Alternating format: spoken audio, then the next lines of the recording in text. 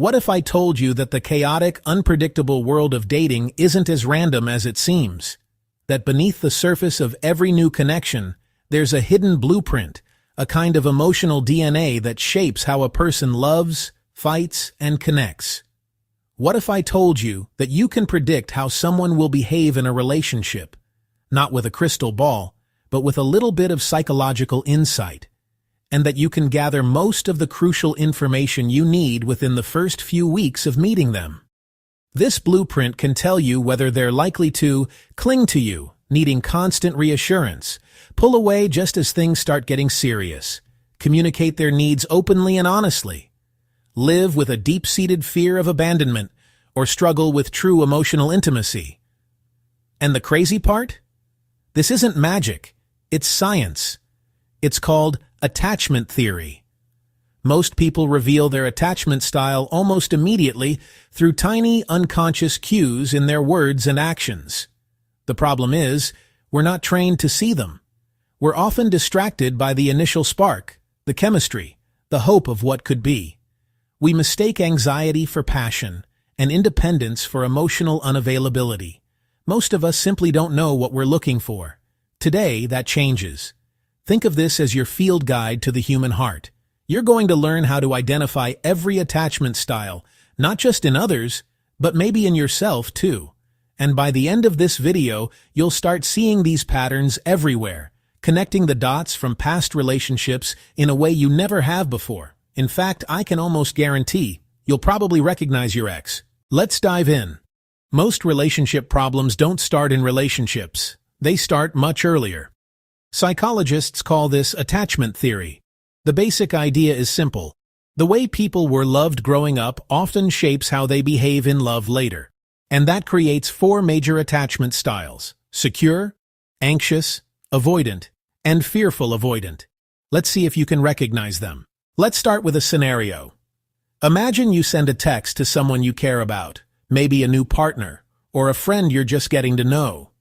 You've put a little thought into it, hit send, and now you wait. An hour goes by, then 2, then 3. Your phone lights up with other notifications, but not the one you're waiting for. Just silence. For someone with a secure attachment style, this might barely register. They'd likely think, "Oh, they must be busy," and go about their day, confident the person will reply when they can. But for someone with an anxious attachment style, this silence feels deafening. Their brain, wired for connection, doesn't just wait. It starts creating stories to fill the void. It's a full-blown internal investigation. The thoughts spiral. Did I say something wrong? Was that joke not funny? Maybe I came on too strong. Then they escalate. Are they losing interest? Did they meet someone else? They're definitely pulling away from me. This isn't just overthinking. It's a physiological response. Their nervous system perceives this uncertainty as a genuine threat, triggering a flood of stress hormones like cortisol. It feels like danger. This leads to a pattern of common behaviors. They often overthink texts and interactions, need frequent reassurance that everything is okay, tend to get attached very quickly, and live with a deep-seated fear of abandonment. But here's the beautiful paradox of the anxious attachment style. This intense desire for connection also makes them some of the most attentive, caring, and loving partners and friends you could ever hope to meet. They are the ones who remember the little details, who check in just to see how you are, and who will move mountains to make you feel loved and secure, because that is the very thing they crave themselves. Their greatest fear isn't being alone, it's losing the connection with someone they value. Now imagine the opposite. Things are going great. The relationship is getting closer, more intimate, more emotional. Then suddenly, they start pulling away. Less texting, less vulnerability, more distance. Why? Because closeness feels uncomfortable. Avoidance often learned early in life that depending on people wasn't safe. So independence becomes their survival strategy. Their biggest fear? Losing freedom. Now, let's dive into the most complex of the 4 styles, the fearful avoidant, also known as the disorganized attachment style. This one can be particularly confusing, not just for their partners, but for the individuals themselves. It's like having one foot on the gas and the other on the brake simultaneously. At their core, the fearful avoidant deeply craves the connection and intimacy that love promises. They see the beauty in it, they long for it, but a powerful conflicting belief holds them back, the belief that love inevitably leads to pain. This creates a profound internal battle. They want to pull you close, but the closer you get, the louder the alarm bells of fear ring in their head. This internal conflict manifests in a confusing push-pull dynamic. One day, they might send you long, heartfelt messages sharing their deepest vulnerabilities and making plans for the future.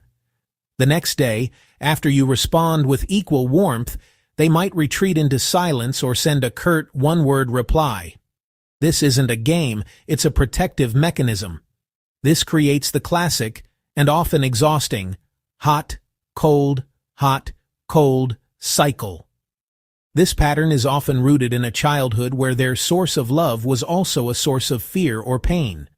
A caregiver might have been loving one moment and frightening or neglectful the next. As a result, their nervous system never learned that connection is consistently safe. Their biggest fear? Getting hurt again, and the belief that they are somehow fundamentally flawed and unworthy of consistent love. For those who identify with this, a powerful first step is self-compassion and learning to sit with the discomfort of intimacy, even for a moment longer each time. Recognizing the push-pull is not a personal failing, but a learned survival strategy, is the beginning of healing. Then there's the secure attachment style, the rarest and healthiest attachment pattern. Secure people don't panic when things feel uncertain. They don't run when relationships become serious, and they don't need constant reassurance. Why? Because they believe, I'm worthy of love, and people can be trusted. Secure people communicate, set boundaries, handle conflict, and build healthy relationships, not perfect relationships, healthy ones. Here's where psychology gets fascinating. Anxious and avoidant people often attract each other. The anxious person wants closeness. The avoidant person wants distance.